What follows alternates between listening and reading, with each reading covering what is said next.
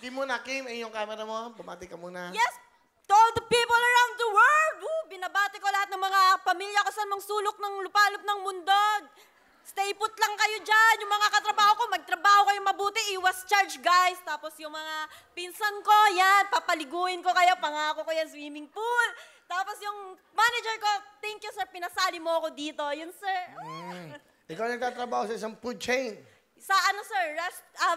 Will, sa restaurant po. Ako isang waiter, waitress, kahera. Yan po. Kompleto. Kompleto multitasking, sir. Minsan nagmamap. Nag-aaral. Ngayon, nakapagtapos na po ako ng kursong Hotel and Restaurant Services. 2 years po sa Merida Queen, sir. Malapit sa amin. Palapakan nyo, nakapagtapos kahit 2 years yan, di ba? 2 years, yes. Okay. Ikaw ba, dalaga? Dalaga ako, sir. Wala akong boyfriends. I'm single. Pero nagkaroon ako ng boyfriend before, 2 po. Okay. Ba't wala kang boyfriend ngayon? Ngayon, sir, natatakot na po kasi akong makipagrelasyon. Ang daming manlolokong lalaki sa mundo. Sana mawala na kayo, Daddy. Yan. Mukha ba manloloko yan? Mukhang napakabait. Mukhang napakabait yan eh. Oh? Bigyan mo na ng jacket yan. Mga ganyan tsura, binibigyan yan. Bigyan mo ng regalo. Nandiyan lahat. Yan, bigyan mo. Ayo. Asan? Yan, gwapo eh. Kumukha ni Chupakit. Oh, di ba? Yan, may regalo tayo sa mga ganyan. Okay. Kim, Yes. sino kasama? Will, kasama ko ang, pinapakilala ko ang maganda kong mama, ang pogi kong tatay, Nanay G and Tatay Sam. Okay, Nanay Tatay. Nanay G, welcome po. Hello, Kuya Will! Ang gwapo-gwapo mo! Ngayon na kita nakita! Akala ko sa TV lang! Ngayon sa personal na! Taga saan po ba kayo? Taga Batasan, Quezon City! Probinsya ho. Iloilo! Iloilo. Ilan ang anak nyo? 3 po! Kasi, ano gusto niyo sabihin kay G, anak nyo? Anak, magpakabait ka lang ha. Alam ko namang bata ka, mabait kang bata eh. Tanan nga sweldo mo, binibigay mo sa akin. Walang bawas, walang kulang.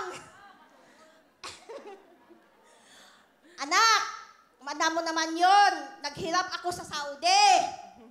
Nag-Saudi ako, nag-OFW ako para mapatapos kita. Hindi maganda ang naging amo ko doon. Pero tiniis ko, anak, para lang mapaaral kita.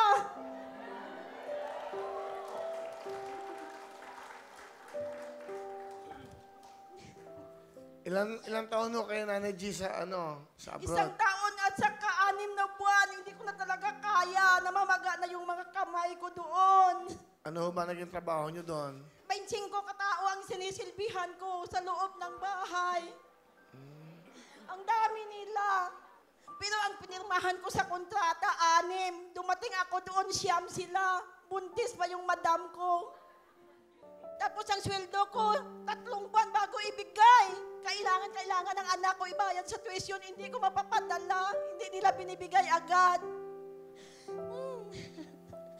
Ang hirap-hirap talaga ng niranas ko sa abroad kasi sabi ko, hindi na ako babalik. Ano pa ho ang gusto sabihin sa anak nyo, Nanay G? Basta anak, magpakabait ka lang. Mahal na mahal kita, anak.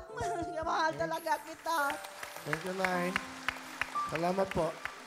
Tatay Sam, ano po gusto niyo pong sabihin sa inyong anak? Tatay Sam. Nini, alam mo naman nga simula maliit ka pa hanggang ngayon ay mahal na kita, anak. Huwag kang magwala ng pag-asa na magkaroon tayo ng bahay dahil naghahanap buhay man tayo. Salamat, anak. Mahal na mahal kita, anak. Salamat po.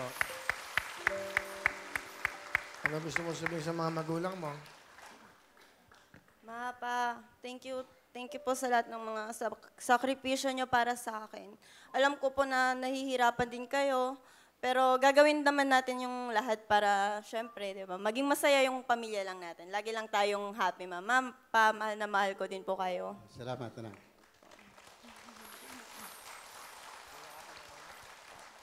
Kaya mo to. Bigyan mo ang jacket si nanay si tatay para may souvenir tayo. Okay. Palapakan natin si Tatay Sam at si Nanay G. Thank you po Okay. rin. Anong talent, Kim? Kakantawid. Pakinggan po natin. Pretty Service Crew na si Kim. Nobela. Thank you very much, Kim. Okay. Okay, meron kang 10,000! Thank you so much. Okay, sige.